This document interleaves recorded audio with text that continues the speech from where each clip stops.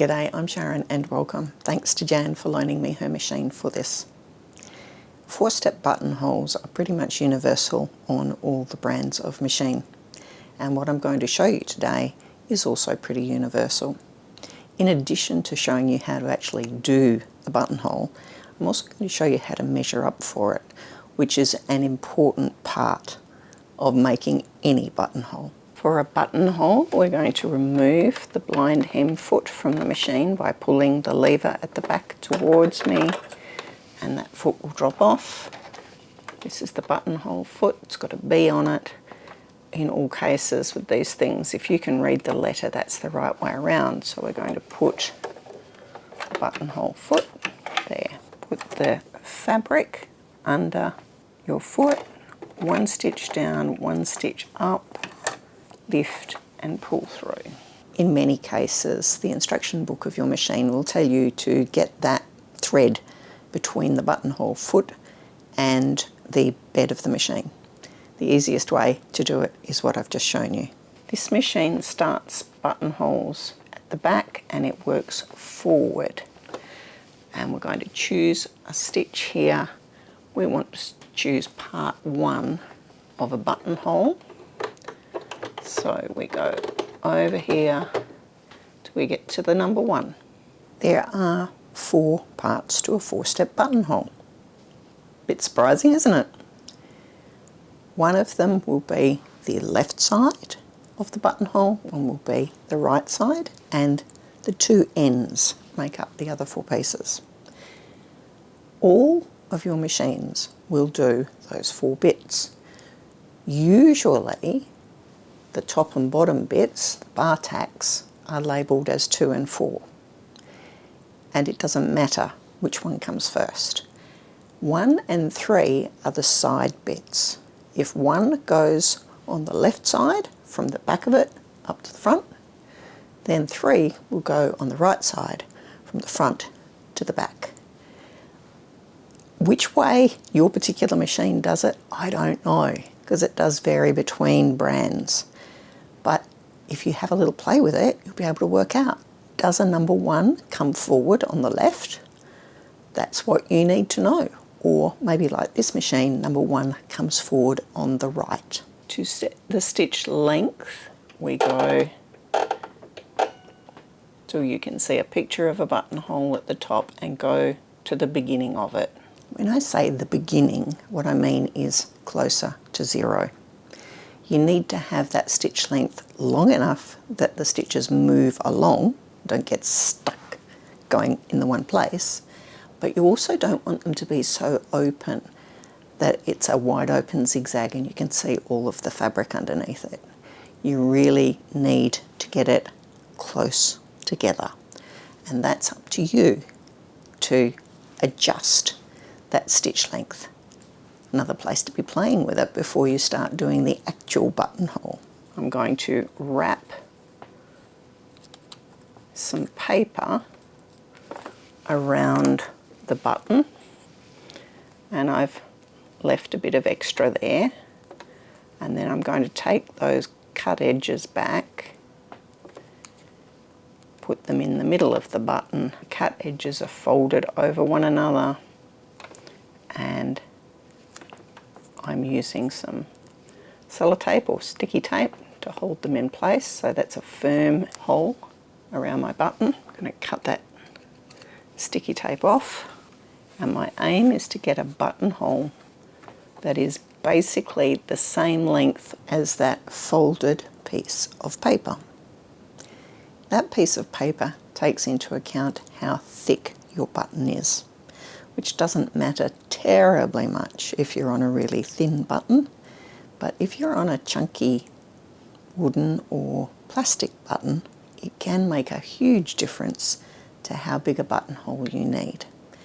And I find that the paper method is actually probably the easiest one. No maths required, just a bit of sticky tape and some paper.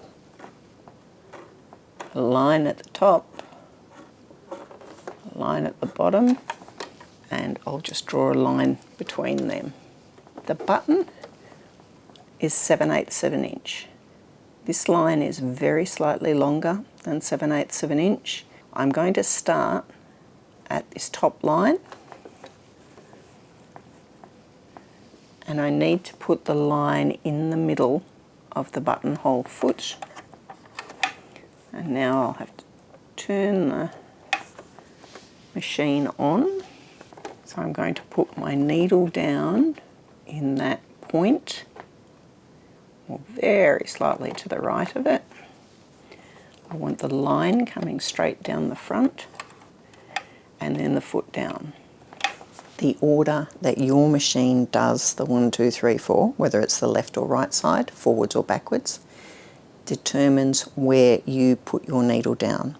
It will be either at the back cross with your needle in the middle, or at the front cross with your needle in the middle. And your machine will either work forward or backward, going either side of that drawn line.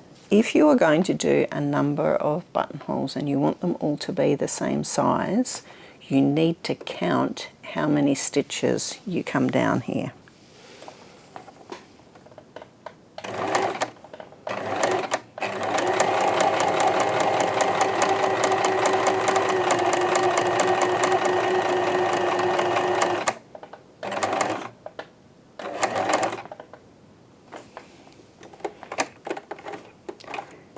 Up, and it's about to go over to the right. I need to now move this to 2, 4. So I turn there so I can see 2, 4.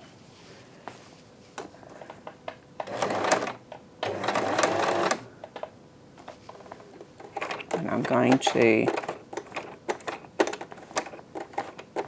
stop with it on the left side, bring the needle up to the top, and then I'm going to move to 3. And this time it will be going backwards.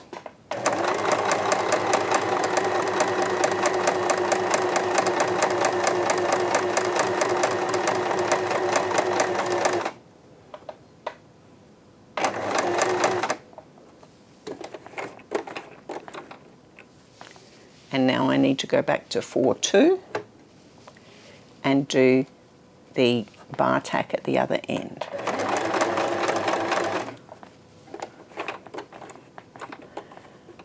Take up lever all the way to the top, lift the foot, take it to the back. That's the front of it. I'll turn the light off again. Turn the machine off. I can go to the back and pull those threads through.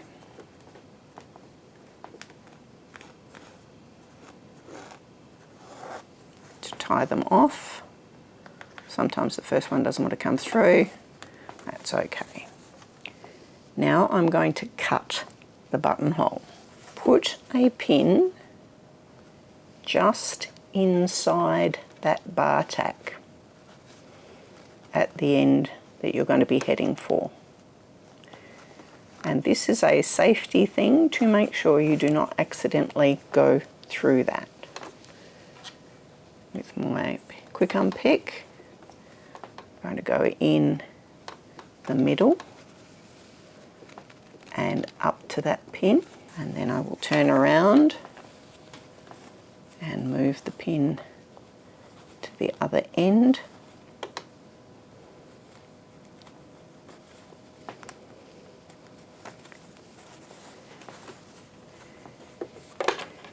And back to the middle. And out to that end. There's my button.